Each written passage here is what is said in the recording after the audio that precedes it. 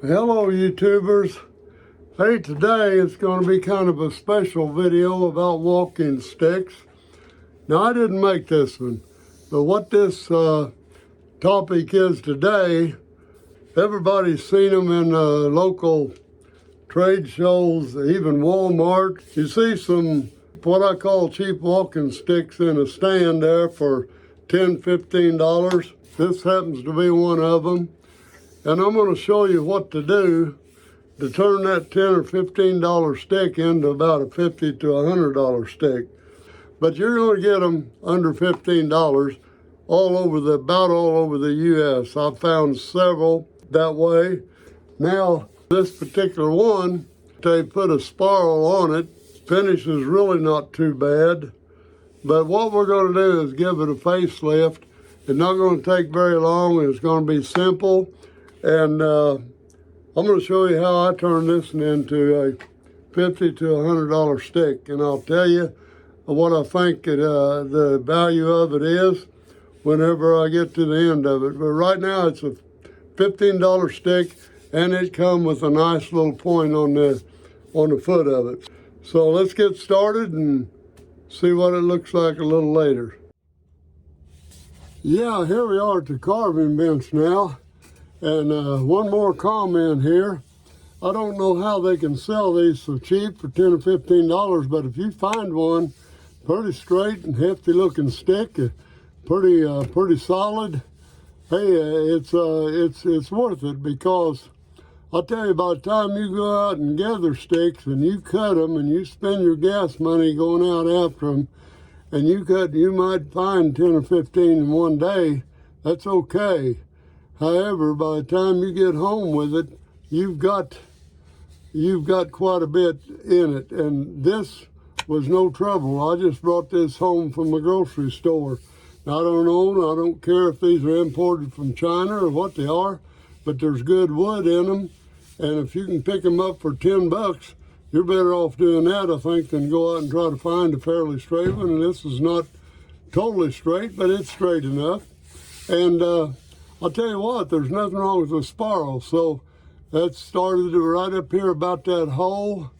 And what I'm going to do is I'm going to get the Dremel out, and I'm just going to trace a pattern right through the center of that, right where that curve is, all the way to the bottom. That looks like a vine twisted stick, which is even more hard to find and makes them more valuable. So now we're ready to go. We can start here and just follow that curve right on down, just like that. So let's get with it now and see what we got.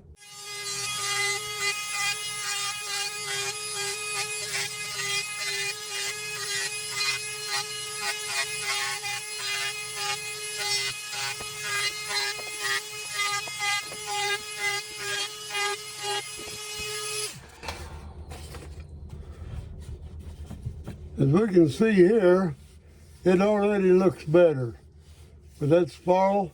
And I'm going up here, I've got a little carving booth here, and I got walls around it. I've got about five by 4 working area right here, little table and all.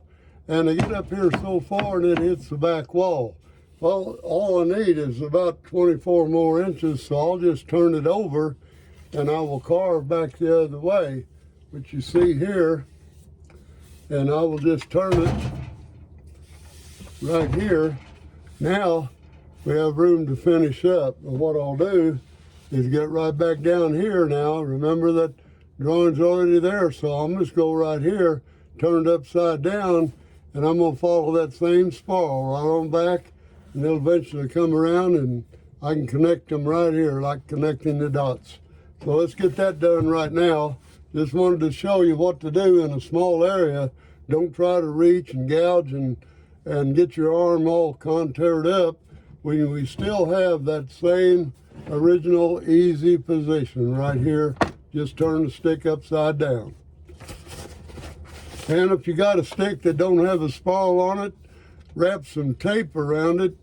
You can take some black electrical tape or any kind of tape and just make you a spiral around there and get your tape spiraled the way you want it, and then just follow that tape line around. So it's the same thing as we're doing here. So let's get busy and get this original spiral all the way to the bottom.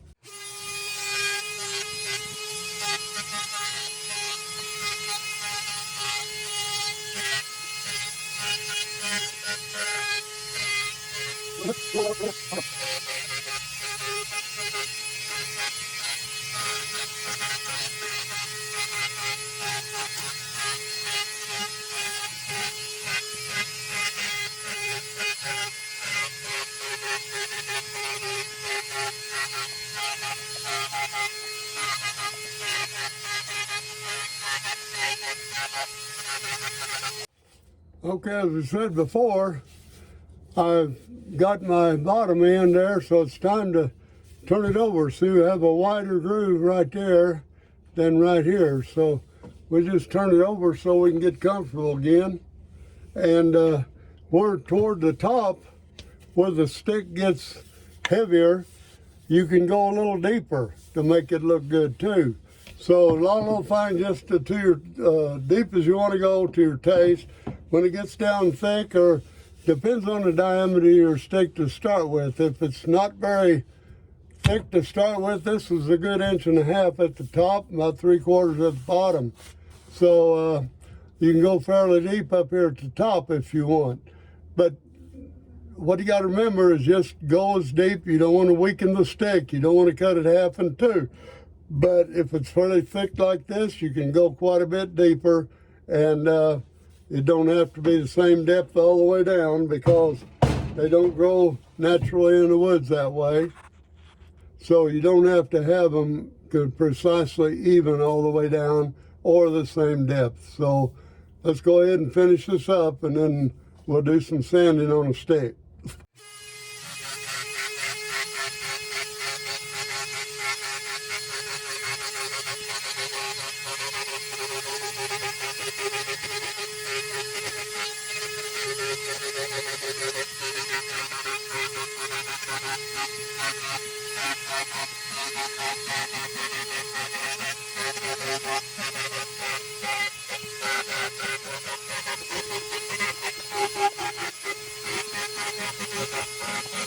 See how that spiral goes now? And that looks like one of the twisted vines, they call them, that you find out in the woods growing naturally. But anyway, overall, we've already added some value to that stick. So let's get over there and give it some sanding, and we'll see what it looks like. We'll decide then what kind of finish we want on it. Now it's just about ready, all but sanding. So let's get over and get busy with that. But there's some a new 120 on that. We're ready to go and see what that does.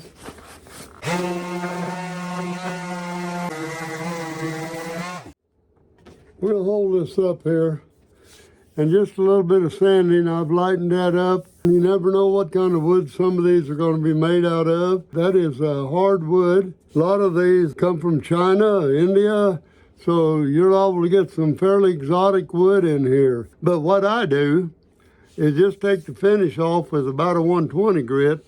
That way when I get it done, it's pretty well ready to finish. If you did 80, you'd see a lot of, it'd be roughed up a little more. So just whatever you like. It seems like the finish comes off pretty fast with that 80 grit, but then you might have to go back over it again. So it's again, that's a call. So let's get started, get all this finish off of there, and we'll be back again.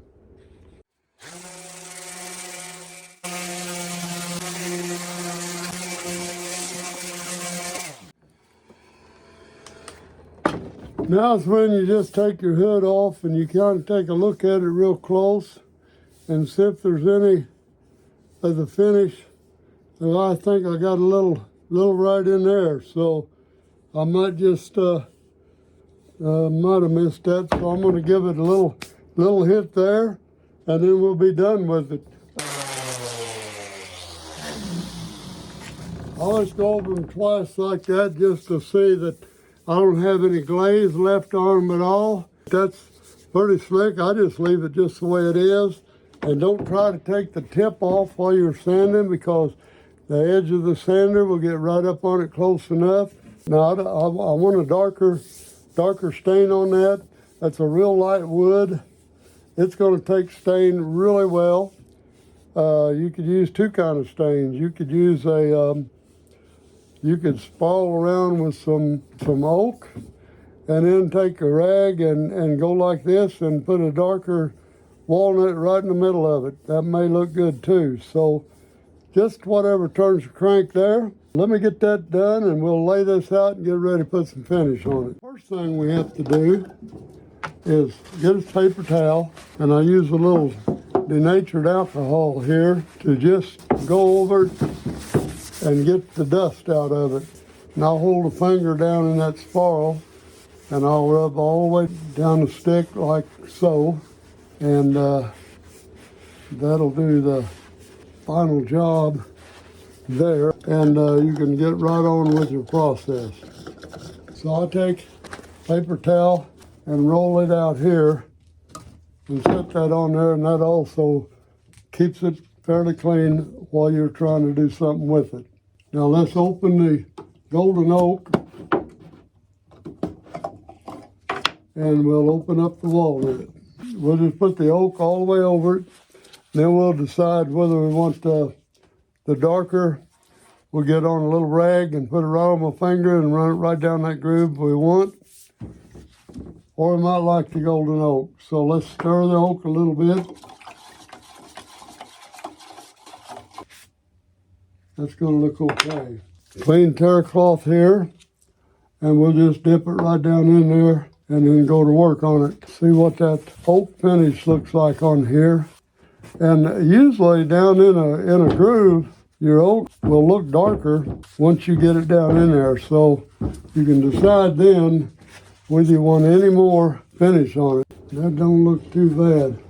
Leave that on there overnight and see how dark it is tomorrow. And we'll either put another coat of oak on it, that'll make it a little darker, but it's definitely better than what we had on there. So we'll see what it looks like in the morning. Well, here we are back after an evening of finishing, and looks quite nice here. I believe the wood turned out to be maple. I'm going to guess at that. It looks like it. And with the grooves that I have carved in it, I'm going to use dark walnut. And I'll show you my process here. I'll get some gloves on. What we want to do is take this, what we call common acid brush, and I'm going to hold it end of it kind of sort of right here. Let's move the camera around where we can see my hand here, at least for a while. So what I'm doing with the acid brush, I'm just putting that right in that spiral and going down like so. Now, that darkened it, I might have to go back over it again, but it don't hurt to get it on the maple or the other finish that we don't want it on, because we'll wipe that off. Now, I want it real dark, so I'm gonna put it in there, and I'm not gonna wipe it off for a while. So I'm going to go all the way down to the end before I wipe it off. There we are. All the way to the end. And it looks quite messy. Now, I'll take this rag and I will start up here and just go right down, and we'll just wipe it off for the finish as we go down. That's going to look fantastic. If they don't try to get down in the grooves, just wipe over the top of it. Now we'll have to let this dry real good overnight. I've got it wiped down pretty good, and we'll just have to look tomorrow and see how it came out. Okay, here we are. Everything's dried up nice and looks like a good finish on the old stick here.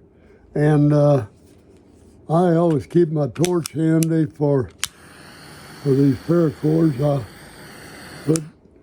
burn a little on the tip so they don't come stringing on me whenever I get ready to tie. There's a fairly big hole in this, so we just jam it right through there.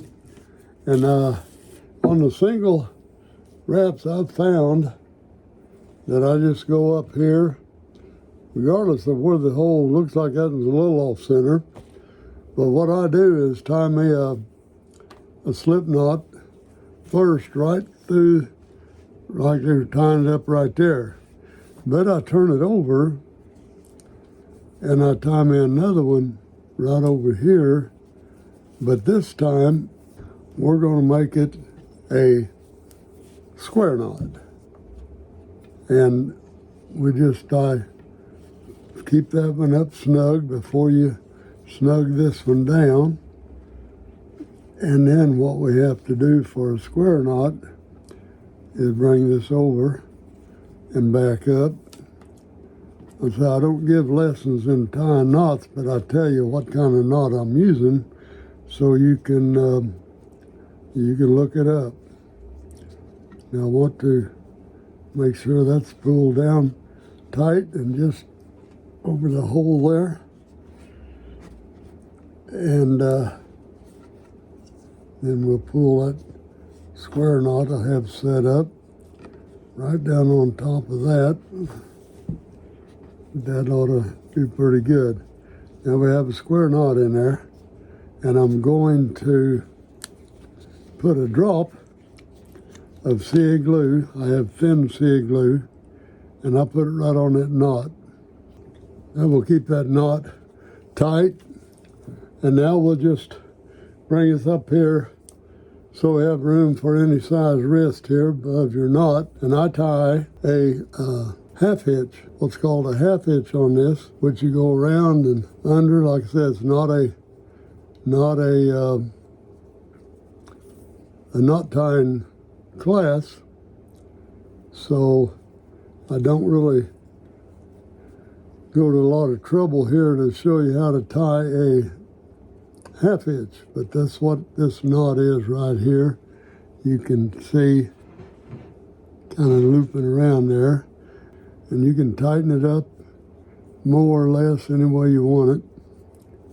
Now what I do is another simple little knot around the back side of that half hitch right there, and that keeps that from backing up.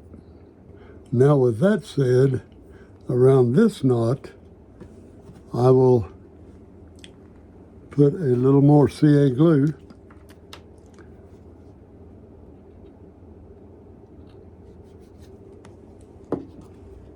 and then we got to make sure we don't cut the wrong one off. But this is the slipper, so you can cut this off real close. I nip it off down in there real close. Now there's nothing but this one that slips out right there. So what I do is take a couple inches here, cut it off about 2 inches.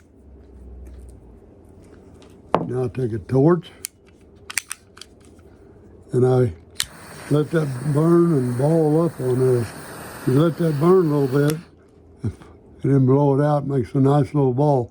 And that shouldn't close, that'll keep it from sliding back through that loop. And then also the one I just cut off, I will melt it.